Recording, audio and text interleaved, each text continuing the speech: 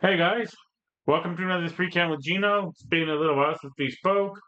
We had a nice little friendly emergency. That was a great one. I have a new nephew added to my family here.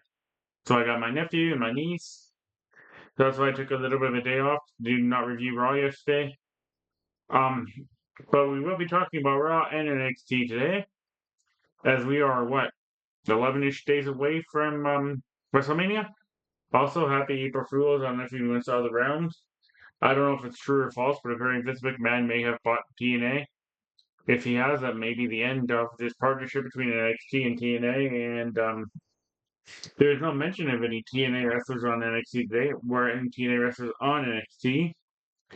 So maybe that's not a false rumor.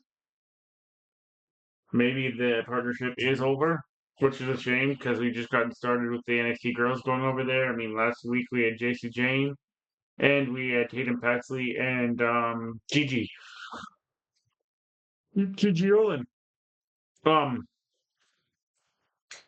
I was really hoping forward to having a Tessa appearance on WWE. Like my buddy was saying, I think Vince is a big fan of the Horsemen, so maybe he gets rid of Tessa and WWE realizes how good Tessa actually is, and never mind the rumors that surround her that have never actually been proven to be true, unlike Hulk Hogan. Maybe she finds her way to WWE. That'd be pretty cool. Um, but hey, what do you guys want to talk about? Want to talk about Raw? Want to talk about NXT? Let's do it. All right, guys. Well, I know this wasn't the first thing that kicked off Raw.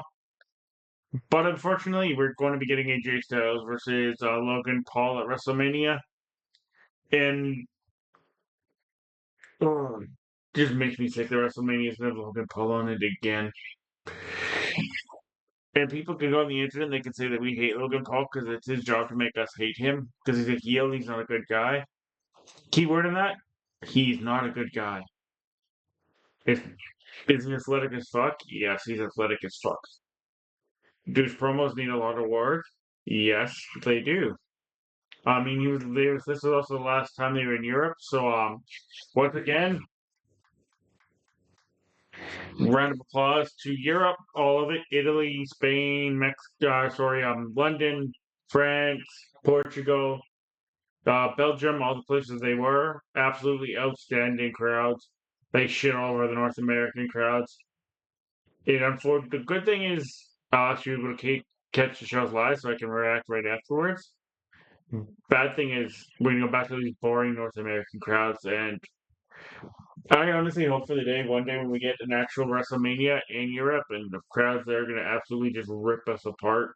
Rumor is WrestleMania 43 is going to be from London.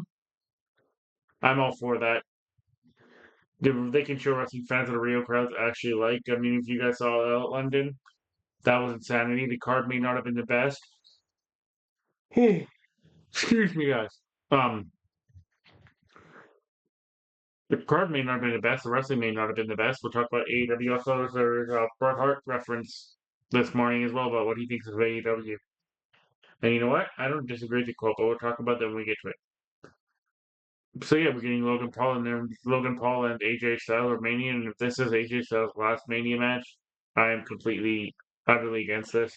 Makes zero sense to me.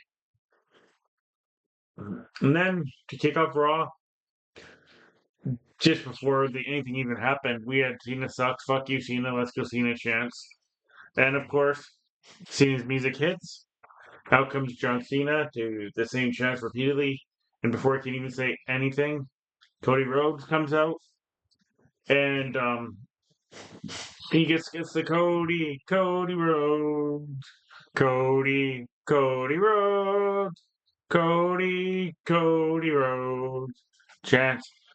To which John Cena sees, I don't need the fans saying my to make me get over. I am over. And you know what, man? I know people are gonna shit on Cena and gonna say Cena didn't do nothing to Cody Rhodes in that promo, but I still absolutely, even though it was maybe 20, 30, 40 seconds, whatever it was, maybe a minute or two of them going back and forth. Cody Rhodes didn't really do much for me to make me believe he can stay with Cena on microphone. Cena absolutely obliterated him, even used the sign. He's like, I make billionaires money. You steal from billionaires' kids. and play wrestling. Which Cody Rhodes replied, "At least people never chanted, you can't wrestle at me, and you're gonna lose to Stardust at Mania." All those quotes are absolutely amazing. Um, this segment ends with Cody Rhodes hitting John Cena with crossroads, leaving him laying, which makes me theory that John Cena's walking away with that title at Mania and maybe return to the spinner title back. But like I said before, this is for the title on SmackDown. Why does John Cena only appear on Raw? Has he not been on SmackDown at all? Why is Cody Rhodes SmackDown champion who does not appear on SmackDown at all anymore? He's always on Raw and only on Raw. Hmm. Sorry, guys. Actually, I apologize. He was on SmackDown last week. That's the first time he's been on SmackDown in 3 weeks. But he's a champion of that brand. Tell me if that makes sense to you. To me, not so much. But what I know, I'm just an idiot wrestling fan, right? Like the rest of us. Um, then we had a women's match, which I believe, if I'm not mistaken, wait, no, sorry, we had the New Day taking on. I think it was the LWO because they're trying to claim to get a title shot. They beat the LWO and they maybe get the next tag team title shot on Raw. I don't even know how many of the tag teams in Raw outside of the LWO and New Day, to be honest with you. The New Day and the Viking Raiders. I thought for sure Gable Stable would have some kind of gold by now, and they don't. Speaking about Chad Gable, we actually had a Chad Gable appearance on the show. He wanted to wrestle as Chad Gable in America versus, as himself in his hometown of Minnesota, but due to the doctor's note claiming he's not medically cleared to wrestle yet, El Grande Americano will be taking Chad Gable's spot in Minnesota, and he will be fighting, I believe it is Rey Mysterio, if I'm not mistaken. Interesting. We also had a little more teasing. Judgment Day will be breaking up as they had a backstage club segment. And it led to a tag team match between Dominic Mysterio and Finn Balor versus Braun Breaker and Penta Zero Metal, whose brother Ray Phoenix will be debuting this week on SmackDown.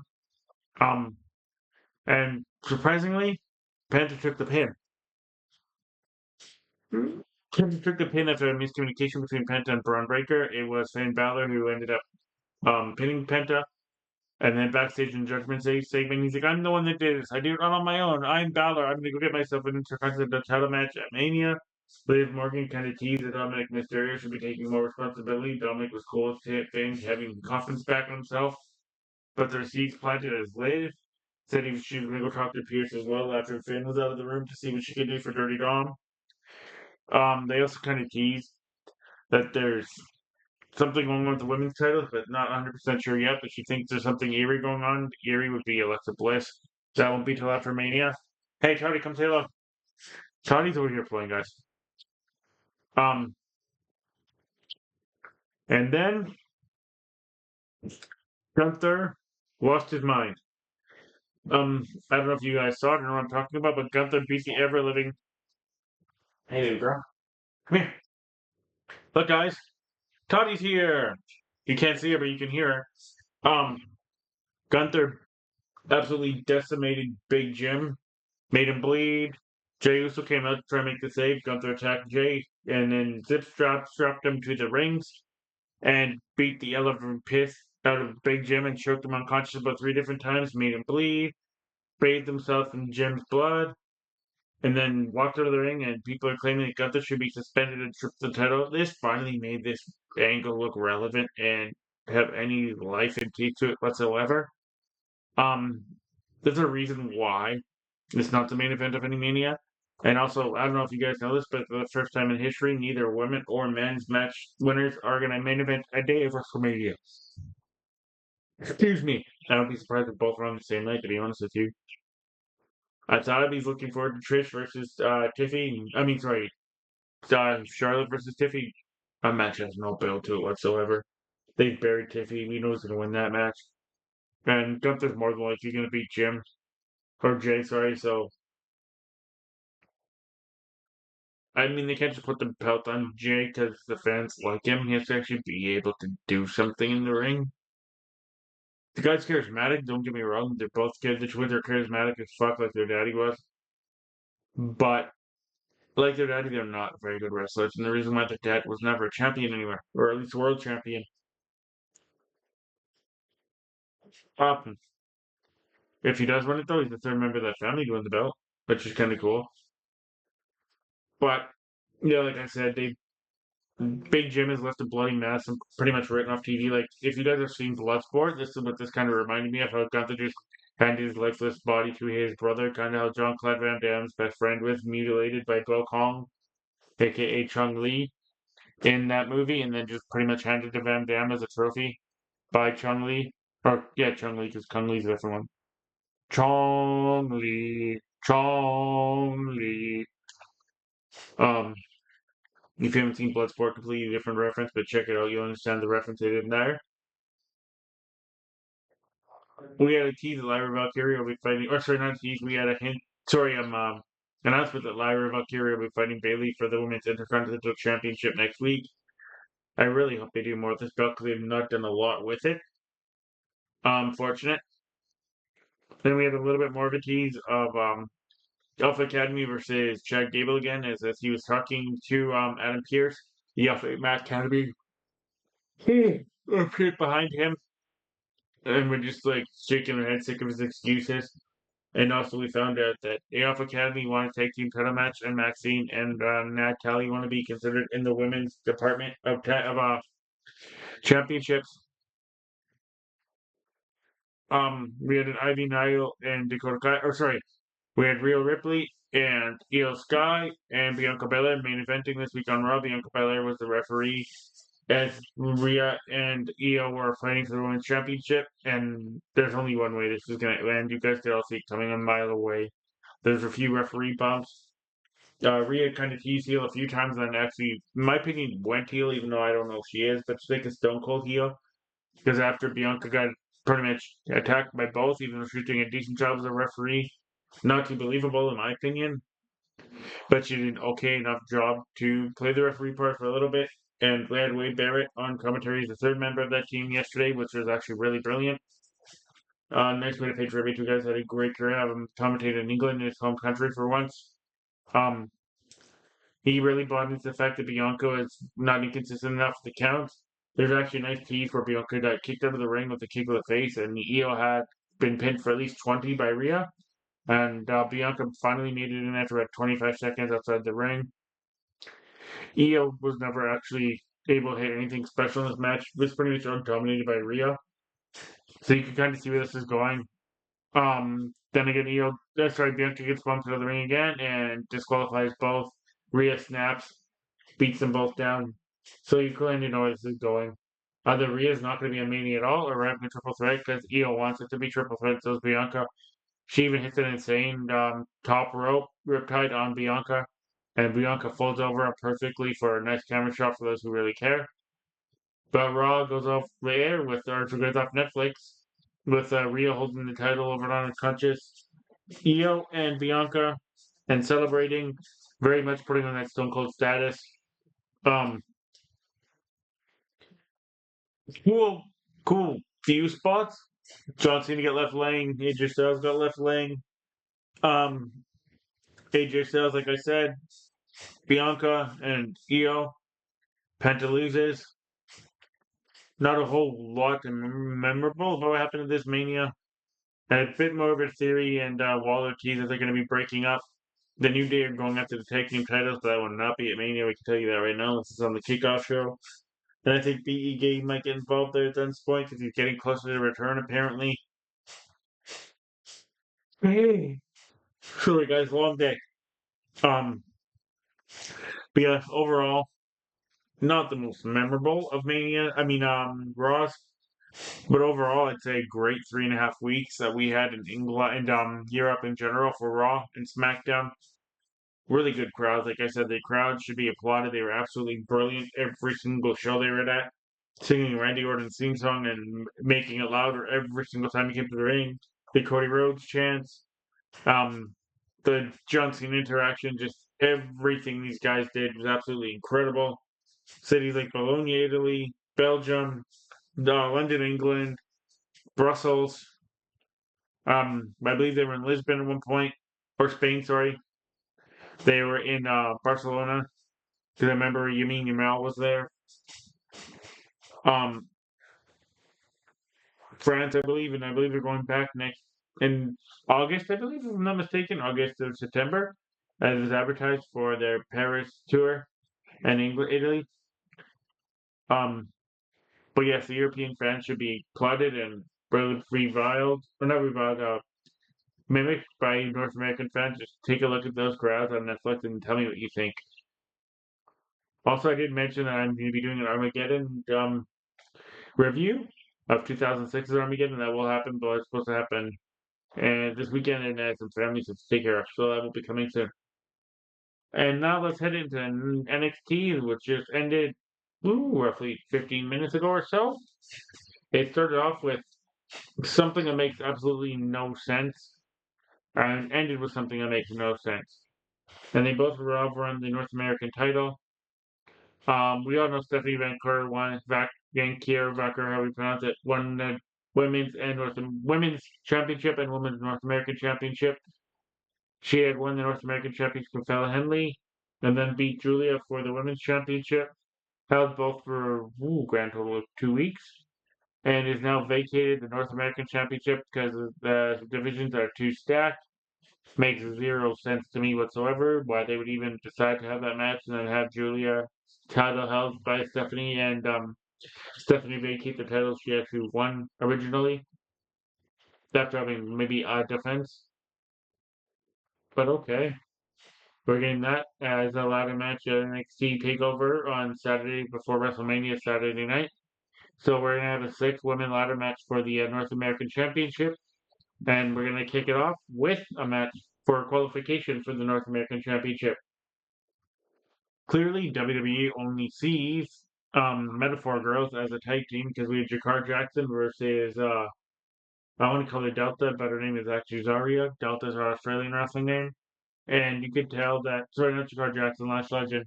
And you could tell Lash Legend was going to lose this match due to the fact that she dominated and controlled most of the offense in this match, and Zarya sold her ass off. It's the most damage you've ever seen Zarya take in a match. She was getting dominated thoroughly throughout the match, getting outpowered by a girl who was actually bigger than her for once. She had got a few runs, something Gunther like, if you guys have seen Legends and Future Greats last Sunday. Gunther was all about this, and I'm with Gunther on this. It's great to see a face fight from under. And sorry, did it pretty well. Lash did it as a great dominant heel. But I don't even know if Lash and Jakar really heels anymore because they're so very over with the crowd. And of course, like I said, due to the fact that Lash Legend actually dominated most of the match, you knew who was going to win the match. WWE too predictable in that way. And what else happened later on in the night? Unfortunate. Zarya hits a spear. Zarya hits her F5 type maneuver and beats Lash Legend. Like I said, I think WWE only sees the Metaphor Girls as a tag team and not single stars. Unfortunate because Lash Legend is ready to break out, and I have her only breakout list of this year. If you guys actually remember that, but I think she'll be an absolute megastar on her own. Also, sorry, I forgot to say before the fact that Steph Van Corvera relinquished the North American title. We actually had Miss Parker, Jada Parker, and Jordan Grace say they want to fight Stephanie Van Kurt at NXT Takeover for the Women's Championship. I don't know if I want to see the three-way. I don't know if I want to see Jada versus Stephanie again. I don't know. I don't really know if I want to see the Muscle Mummy Jordan Grace versus Stephanie. I don't want Stephanie losing her belt to either one of these girls. I think we should have an insane, pissed off heel Julia come back and destroy Stephanie and take the belt back from her. But I think personally, besides the fact she can't speak English very well, Stephanie is more than ready for the main roster. That girl just got to get a rocket strapped to her, and she's going to take off. Um, then we had Hank and Tank dressed up as pretty deadly for some godforsaken reason. It's apparently they're getting mentored by tag teams on the main roster from the Hero See on Future. Why not, I guess? But two big dudes like that shouldn't be wearing the shirts that Pretty Deadly wears. If you guys know what Pretty Deadly wears, it's not the nicest looking thing for big men to be wearing. It's like a little fleece shirt that just goes over your neck and covers the top of your chest, and that's about it. Um, they ended up losing to I can't think of the names right now. but the team that are getting mentored by the ex-Rascal Wesley. Decent tag team match. Interesting outcome. I did not think Hank and Tank are eventually going to be getting tag team titles, I think. Because I think Axiom and Nathan Fraser are more than ready to go to the main roster, and I've said that for a while now. I think it's just going to happen in NXT TakeOver. There's even more of a tease that these two guys are going to break up because you can see Nathan Fraser is becoming a little more heelish, whereas Axiom's always been the nice, cool, chill guy in the team. And I think it's finally going to drive that divide between them, and we'll see. And then we went backstage where Lola Vice, Cora Jade, and a few other girls wanted in on this ladder match, and the Rock's daughter said she was going to decide, but there is going to be a second match tonight. But they were teasing who it was going to be, and of course, Kalani Jordan was going to be one of the girls, and the other one's going to be a girl you haven't seen in a couple of weeks. And this girl's gotten thicker than a Snickers on the bottom. If you want to know who I'm talking about, Mickey James would be pissed off because they both showed too much ass. If you guys have seen that Go or a Legend feature crate, you understand what I'm talking about. If not, Mickey James scolded this girl named, I can't remember her name, but she had new ring gear and her booty was hanging out. It's just people are calling Mickey a hypocrite. But if you guys actually listen to what Mickey said, it's the truth. Her and many other girls will like her. But I like Michelle McCool, Velvet Sky, people like that who had those booty shorts and other ways of wearing underwear.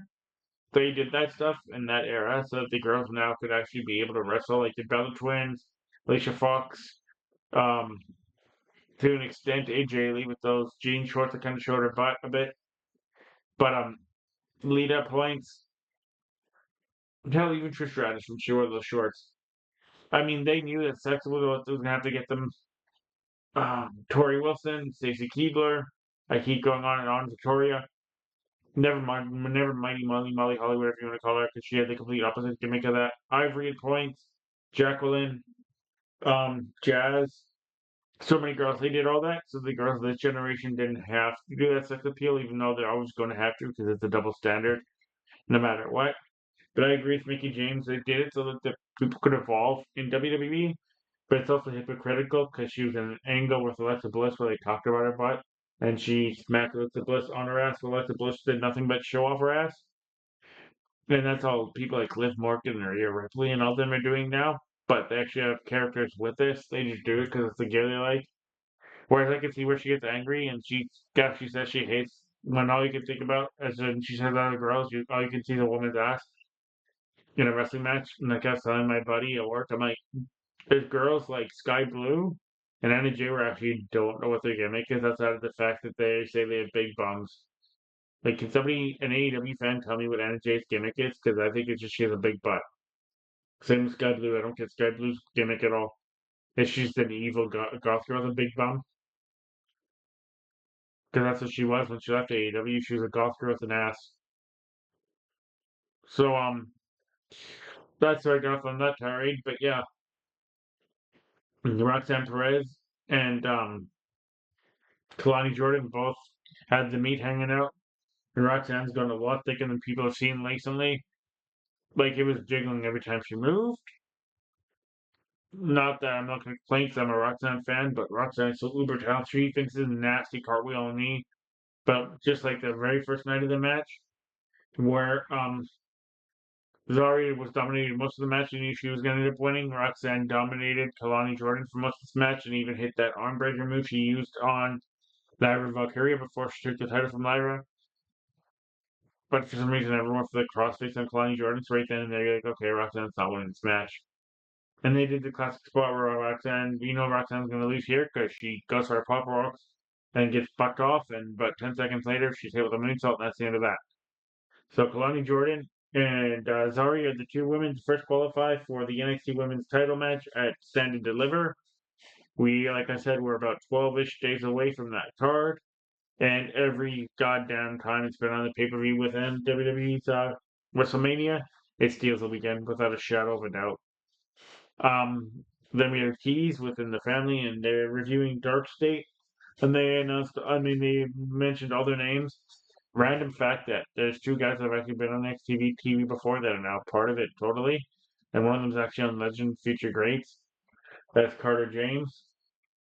He actually replaced the annoying dude from Booker Ray's team.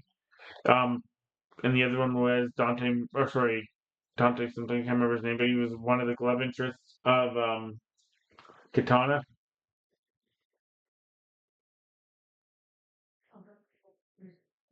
Um, but yeah, you can see there's a little bit of like they're planting seeds by the facial expressions that he's doing. But Lorenzo's going to be turning on the family. I have a feeling within the next week or two, he will be the guy proven to lead Dark State because you can tell that the fact that they don't ever trust him finally is bubbling over onto him.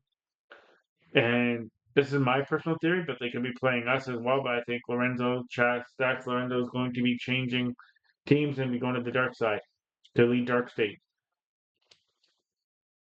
Um,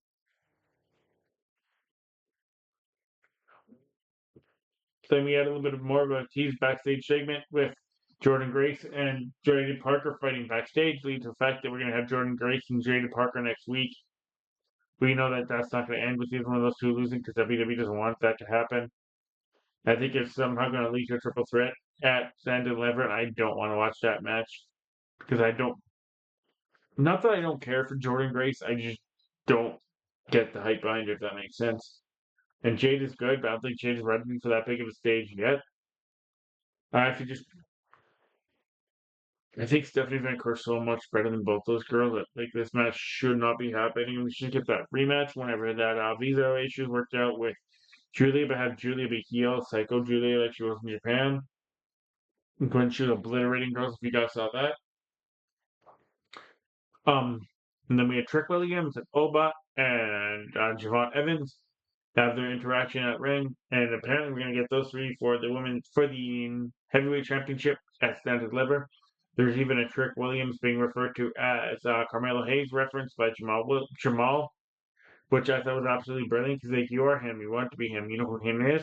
Him is your shadow, your leader, Carmelo Hayes. You are Carmelo Hayes. You can't identify as any big thing but Carmelo Hayes. Great quote by him. The young OG. Obafemi just is the ruler, and if he drops the belt, because you know he's so ready for the main roster, especially after that match he had with Moose. Right then, like, okay, this dude's ready.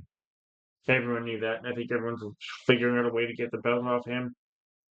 I'll be honest with you, I don't know if Trick is heel. I don't know if Trick is face. Anyone that's watched the show knows I'm not the biggest Trick Williams fan. I never have been. I never will be. Maybe one day he'll buy me over, but I don't get anything about this dude or the hype behind him. Yes, he's big. Yes, he's jacked. And yes, he's got charisma. But as in-ring ability comes, it lacks so much compared to some of the people that have been in NXT less than he has been.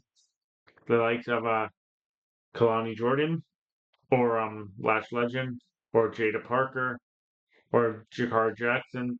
Those girls have all been in NXT less than he has, and so some of the guys that I've mentioned before, and they're all so much better than this dude. He has not evolved one bit, in my opinion. But that's going to be the triple threat match at Stand and Deliver.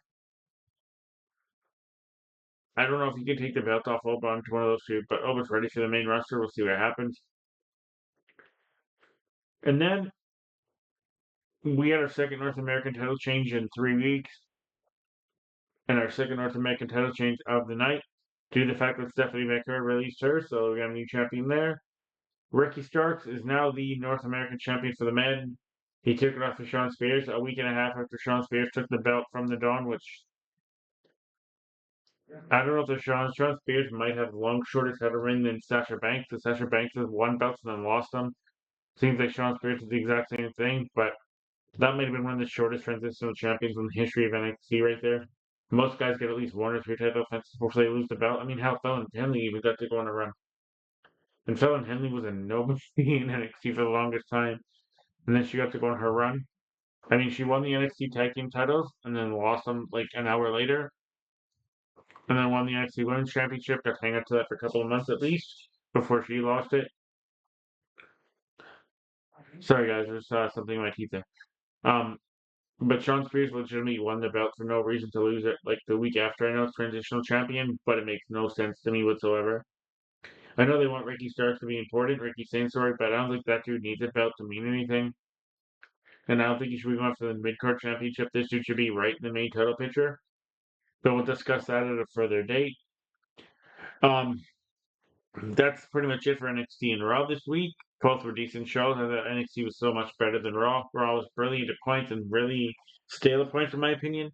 NXT for me, for the most part, doesn't really ever seem to fail to deliver on what it's doing. But I'm gonna leave you guys with this. Bret Hart actually had an interesting quote. Let me know what you think, where he said AEW are actors that are pretending to be wrestlers and trying to figure it out. That's what he thinks. He thinks AEW are actors that are playing wrestlers and trying to figure it out as they go. And you know what? For the most part, I think he might be right because that product is so. I don't know what happened to it, but it's just gotten so, like, to me, unwatchable at points. Like, I tried to watch it last week, and I'm not gonna lie, guys, I fell asleep. It's just all over the place and chaotic, and it doesn't make sense to certain degrees. But that's my personal opinion on that.